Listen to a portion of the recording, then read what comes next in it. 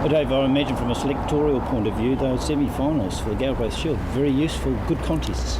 Yeah, no, very pleasing. You know, again, if you're looking for the guys to step up in those competitions that later into the club season, semi-finals, and I think everybody did. The physicality, from both forward packs was quite immense and a big step up. And we were disappointing there wasn't much back play, but that just comes from, I guess, the intensity and 4 even teams.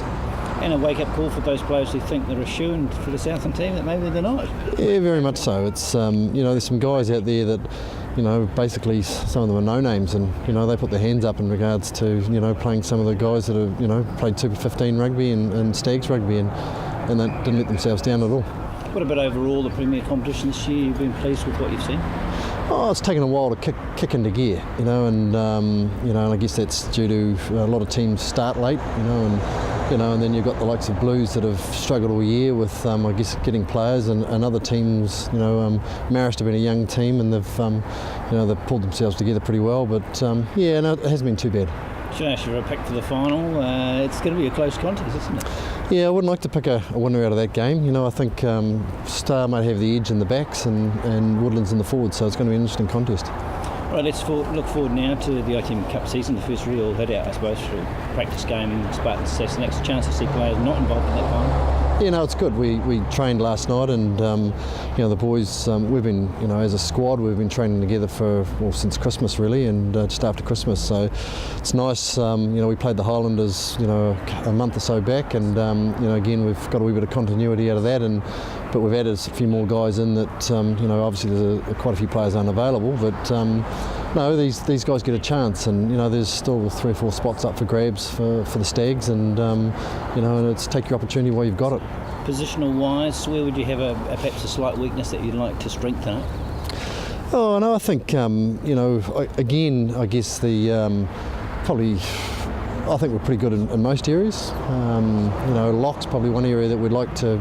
We're pretty sound with what we've got, but again, we're a bit more depth coming through would be good in the future.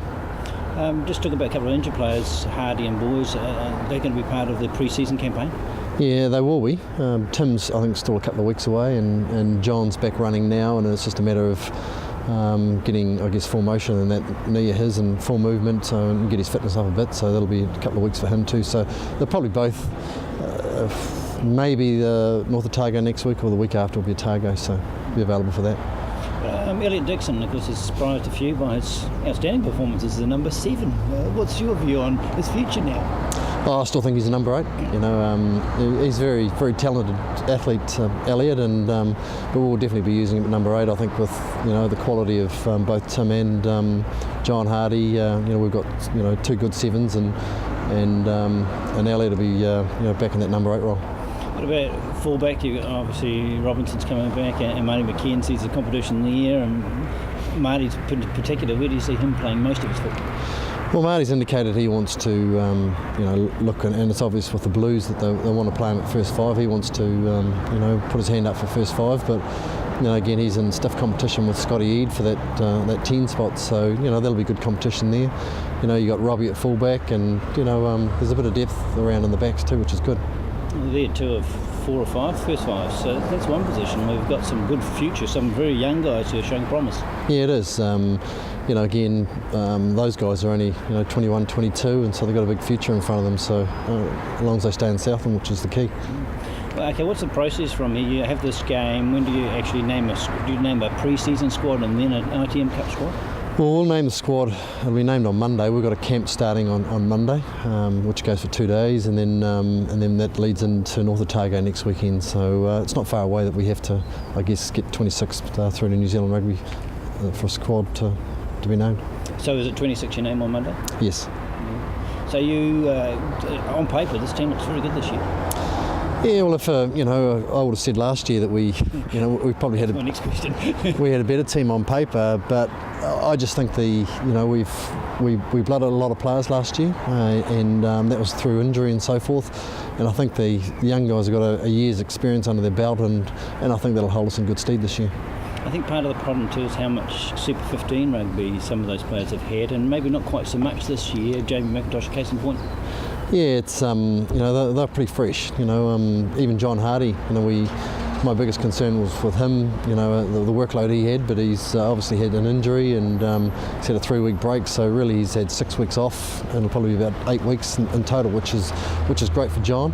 And again, with Jamie, he hasn't had a lot of rugby, so and Tim Boys is the same. Elliot's only had games towards the end of the season.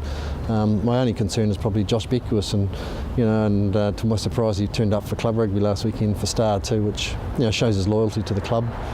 But he's probably the only one that'll have any, fatigue going into the season. And it comes down to depth, doesn't it? They say you're only as good as your bench. Is that part giving you confidence that you've got that depth?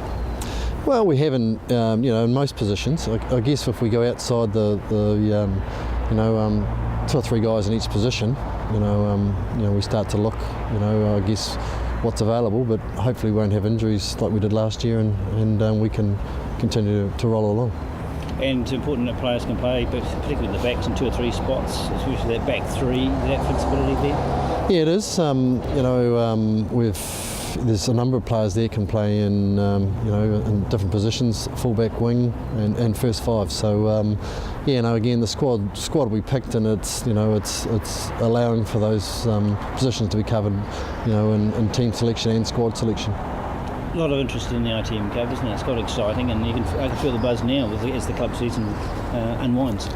Yeah, it is. We've got I guess, from my perspective, got new coaches on board this year. Hawani's come on full time as a coach, and Mark Ozich has come on as back coach. It's pretty exciting for me. Both guys with a lot of knowledge, and again with the players, I know they're all pretty excited. I guess looking forward to the season. So what specific role has Hawani got? It's an interesting point. Hawani's, he's in a technical sense, he's a line-out coach, and also he's working with me with the forwards too. So I guess it's a technical role plus a broader role. I guess the key for Hawani is developing him. Just coming out of playing, there's a lot of learning to be done. So we just don't want to leave him in one area looking after line-out. So and he's got roles in defence and that sort of stuff too. So quite a broad role for him. Mark's name would have come out of the blue for many people. Had you many dealings with him prior to this appointment? Well, yeah, it was interesting. Mark was, obviously he's come from Auckland. He's had a number of coaching roles in Auckland and did pretty well in those roles. And I got some feedback. I'd met Mark a number of years ago when Cardiff and Vaenga and Michael Fatialofa, he was involved with the, I guess, getting those guys down here. So I'd met him a few years ago. And then again, the word came out that he was heading down this way, and so I did some homework through Auckland Rugby and so forth, and approached him. So it's worked out well. And he's tipped you a couple of decent players, so given the names you just dropped there. Yeah, he has, and hopefully there's going to be some more as we go, into next year and so forth. And a realistic view of the pre-season campaign results aren't everything, are they? Going by what happened with Canterbury last year and how things turned around later? Yeah, no, we just, I guess what we'll be looking for is the areas that we've identified from last year, and the focus of what we've been training on comes through over the next 2 or 3 weeks, and then we're ready to hit the ground running when we play Tasman.